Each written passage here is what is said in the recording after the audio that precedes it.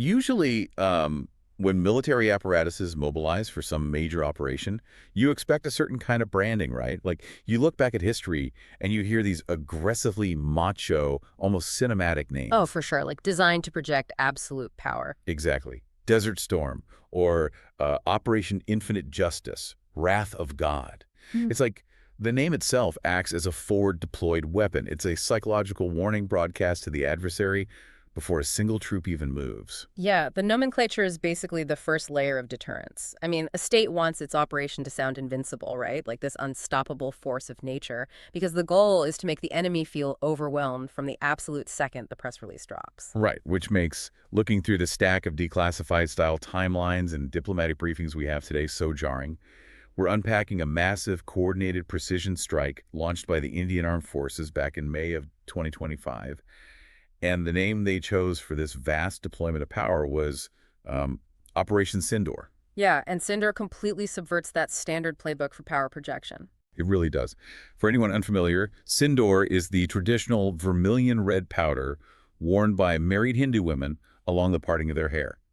So it is fundamentally a symbol of marriage, of life, and in the context of this specific military operation, of profound loss. Right, because it was named as a solemn tribute to the widows of the victims of the April 2025 Pahalgam terror attack. It's not a weaponized word at all. Not even a little bit. Naming an operation of this magnitude after a symbol of grief, it strips away the usual geopolitical posturing. The state wasn't trying to sound like a storm. They were grounding the entire military response in the human cost of terrorism. Which signals to the international community that this wasn't an act of conquest or conventional war, but a highly specific reaction to a domestic tragedy. Exactly. Well, welcome to today's deep dive. We are unpacking the anatomy of Operation Sindoor. The sources we have map out a geopolitical turning point where the Indian Army, Navy, and Air Force moved in just perfect synchronization.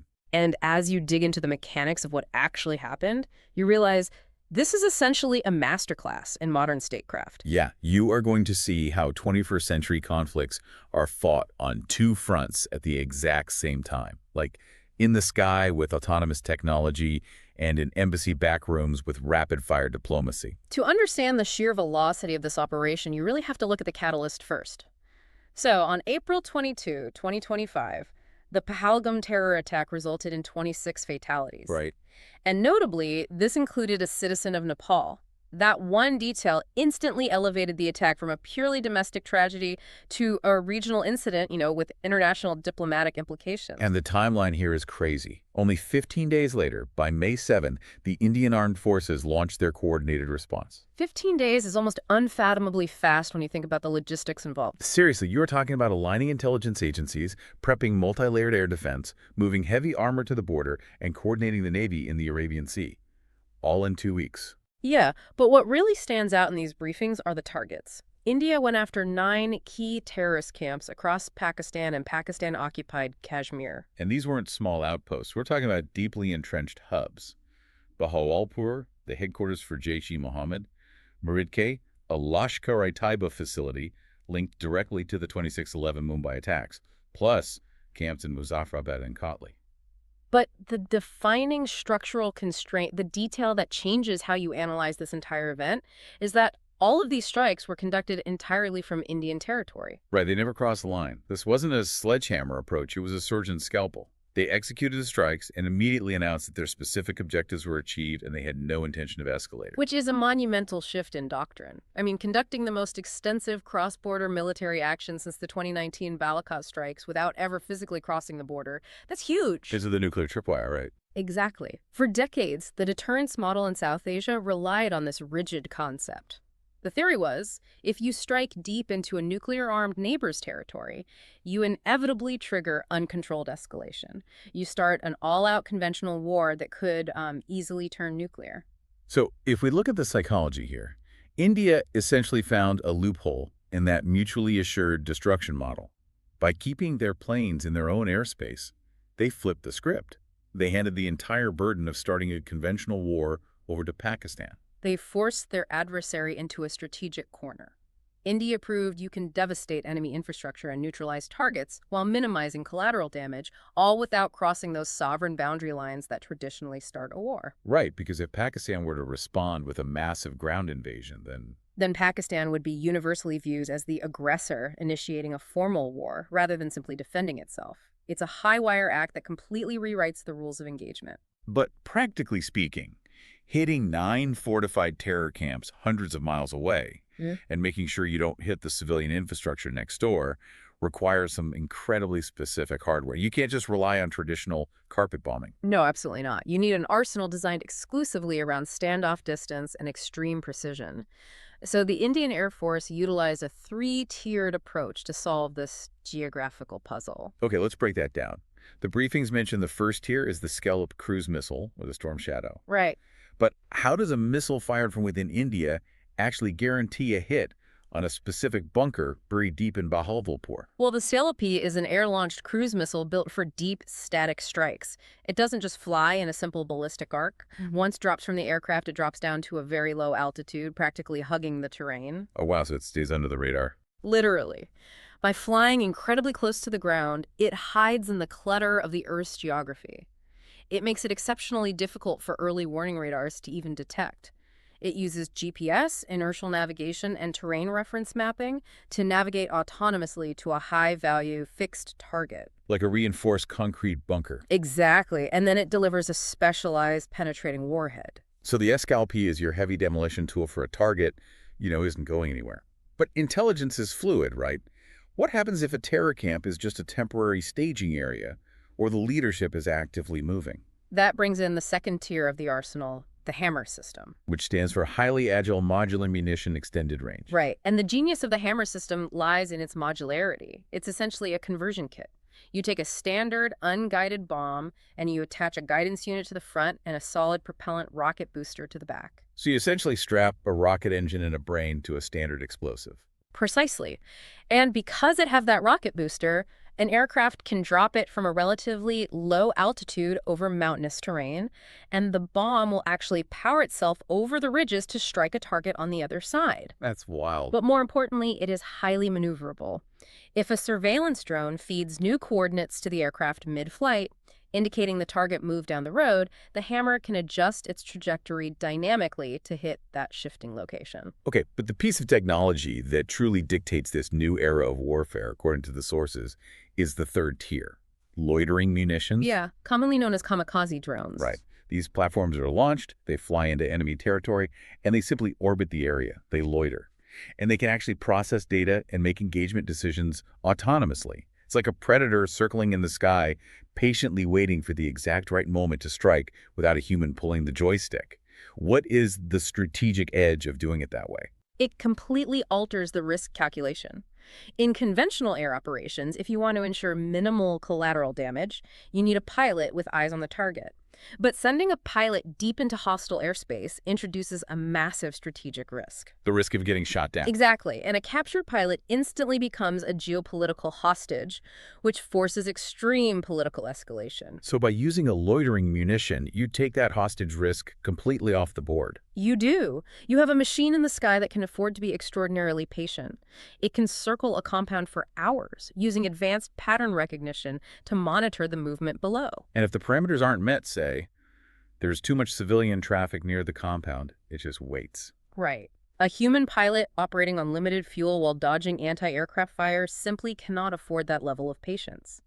The drone processes real-time optical and thermal intelligence, compares it against target profiles, and waits for the exact optimal window to dive and detonate. It provides the precision necessary to surgically remove a terror cell without leveling the adjacent neighborhood. But, technology goes both ways. Every action in statecraft has a reaction. Oh, absolutely. When you destroy targets inside a sovereign nation's borders, they're going to hit back. And that triggers the 48-hour escalation phase detailed in the timelines spanning May 8th to May 10th. And the volume of activity packed into this window is just staggering. The initial retaliation came quickly. On the evening of May 8th, at 8:30 p.m. Indian Standard Time, Pakistan scrambled U.S.-supplied F-16s and Chinese-made JF-17 fighter jets. The sources show India's air defense systems, primarily the S-400s, successfully tracked and intercepted those platforms. The S-400 is frequently cited as one of the most capable systems in the world, but what actually makes it effective enough to neutralize an F-16 in real-time combat? Well, the S-400 Triumph isn't just a missile launcher. It is an integrated, multi-layered defensive net. It uses overlapping radar systems that can track hundreds of targets simultaneously. So it can differentiate between a fighter jet, a cruise missile, and a drone. Yes, exactly. And once it identifies a hostile track, like an F-16, it calculates the intercept trajectory and fires missiles that travel at hypersonic speeds. It essentially creates an impenetrable radar bubble. By intercepting those jets, India denied Pakistan the ability to strike back symmetrically. Right. And since the symmetrical response failed at 8:27 p.m., the situation fractured into multiple domains. Yeah, by 9:00 p.m., India is launching drone strikes on Pakistani cities like Lahore and Sialkot, and the Indian Navy is aggressively maneuvering in the Arabian Sea. But the true stress test comes during the intervening night of May 8th and 9th. Because, denied conventional airspace, Pakistan launches a massive asymmetrical offensive. The briefings estimate a swarm of 300 to 400 drones and missiles launched simultaneously, targeting 36 different locations across India. 36 locations at once, from Leh in the high-altitude north all the way down to Sur Creek in the western marshlands. It's the definition of a saturation attack. The goal isn't necessarily precise destruction. The goal is to overwhelm the processing power of the S-400 and other air defense systems by just presenting too many targets at once. Which makes you wonder, how does a nation actually defend against 400 drones hitting 36 targets at once? Hmm. That sounds less like a chess match and more like trying to stop a swarm of angry bees with a tennis racket. Like, no matter how good your racket is, some of those bees are getting through. You're totally right. You cannot swat every single drone out of the sky. You cannot rely purely on interception when facing a swarm of that magnitude. You have to stop looking at the individual drones and go after the infrastructure guiding them. Oh, right. This is where India executed a critical tactical shift on the morning of May 9th. Instead of just firing defensive interceptors, Indian forces went on the offensive and struck Pakistani air defense radars, including a major installation in Lahore. They blinded the system because a drone swarm requires intricate command and control networks to navigate to 36 distinct targets without crashing into each other, right? Exactly. If you destroy the radar arrays and the communication hubs in Lahore, you essentially cut the invisible strings controlling the swarm. You neutralize the threat at its source. So by destroying the radars, India crippled Pakistan's ability to coordinate the offensive. It forced a massive degradation in their aerial capabilities and shifted the momentum entirely. And with the airspace effectively dominated, India finalized the escalation dominance on the ground. By the morning of May 10th, India deploys T-72 main battle tanks along the line of control in the Akhnor sector. Parking heavy armor, equipped with 125mm guns directly on the border, sends an unmistakable message. It signifies that the airspace is secure, the enemy's radar is blinded, and now a massive ground force is mobilized and waiting. It physically seals the border and just makes the mathematical cost of continued escalation unbearable. Which brings us to the climax of the military timeline. By that afternoon, the Pakistani Director General of Military Operations officially requests a ceasefire. But the physical conflict was really only half the battle. Exactly. This is where the declassified diplomatic briefings completely recontextualize everything we just discussed. While the drones were swarming and the tanks were rolling, an equally aggressive parallel war was being waged on the phones. If we rewind back to the chaos of May 8th, right when those F-16s are being intercepted, External Affairs Minister S. Jaishankar is already on a call with U.S. Secretary of State Marco Rubio. Because in a modern crisis, securing the geopolitical narrative is as vital as securing the airspace. Completely. If a nation wins the military engagement but loses the diplomatic narrative, they expose themselves to devastating economic sanctions, UN condemnations, trade embargoes. It can cripple their economy for decades. So Jaishankar calling the U.S. Secretary of State in real time ensures that India's framing of the event as a measured, constrained anti-terror operation is the very first version the international community processes. And they didn't just stop at a few phone calls. India launched this unprecedented diplomatic blitzkrieg. They dispatched 7 all-party delegations to 33 different countries. We are talking about face-to-face briefings in the U.S., the U.K., Japan, South Korea, and across the Middle East and Africa. They systematically blanketed the globe to preemptively counter any narrative Pakistan might try to establish. And what I find absolutely fascinating is the composition of these delegations. They included 51 political leaders, deliberately crossing domestic party lines to present an unbreakable unified front. But crucially, they included 8 former ambassadors. Yeah, that's huge. Pulling retired diplomats back into active duty during a crisis is such an incredibly rare, highly specific maneuver. Why do that? Because it is a brilliant utilization of legacy networks. Official diplomatic channels can be really slow. They get bogged down by protocol, scheduling, bureaucratic red tape. Right. A former ambassador, however, isn't relying on an official title. They are leveraging decades of accumulated personal trust. They have the personal cell phone numbers of key foreign officials. They know the back channels. So by activating these retired diplomats, India bypassed the bureaucratic delays and injected their narrative directly into the decision-making centers of 33 countries almost instantly. And that mobilization of soft power yielded tangible results. The global reaction heavily favored India. Israel's prime minister issued a strong statement backing India's right to self-defense. And by May 11th, when the UN Security Council held an emergency session, the United States issued a statement that called for restraint, but pointedly did not condemn India's actions. Managing the UN Security Council while actively engaged in a military conflict requires immense diplomatic bandwidth. And as if that wasn't enough, tucked away in the briefings, is this detail about a civilian extraction. Right in the middle of managing the drone swarms, the tanks, and the UN, India was concurrently negotiating with Turkey. Right, to secure safe passage and airspace clearance to extract 500 Indian citizens stranded in Istanbul. That detail really exposes the true complexity of modern statecraft. A localized conflict in Kashmir instantly ripples outward, creating a safety crisis thousands of miles away in Istanbul, just due to shifting alliances and closed airspace. The fact that the Indian government could leverage their relationship with Turkey, negotiating logistical clearances and trading diplomatic chips to secure a civilian extraction while actively fighting a war, it demonstrates a highly evolved, compartmentalized governance structure. It's the ultimate display of multitasking on a geopolitical scale. So when you synthesize the autonomous weapons, the radar blinding tactics, and the utilization of legacy diplomatic networks, what is the core structural shift the listener needs to take away from Operation Sindoor? I think the most important takeaway is that Operation Sindoor represents India's official transition from a reactive posture to a proactive full-spectrum global power. Because the historical deterrence model forced them to just absorb the impact of state-sponsored terror attacks. Right, and respond with strategic restraint to avoid a nuclear flashpoint. But this operation proved that India now possesses both the technological precision to physically dismantle enemy infrastructure from a distance and the diplomatic infrastructure to manage the global fallout without suffering sanctions. They successfully decoupled counter-terrorism strikes from the threat of conventional war, which fundamentally alters the balance of power in South Asia. It effectively rewrote the rulebook. Let's recap the scope of what we just explored for you. We started with the tragedy in Pahalgam, which triggered a massive, highly synchronized response in just 15 days. We saw how technology like the terrain-hugging Scalp-P missiles, the modular hammer bombs, and patient-loitering munitions allowed a nation to reach across a border and strike 9 targets without their aircraft ever leaving domestic airspace. We examined the terrifying reality of a 400-drone swarm and the tactical logic of blinding the command radars to stop it.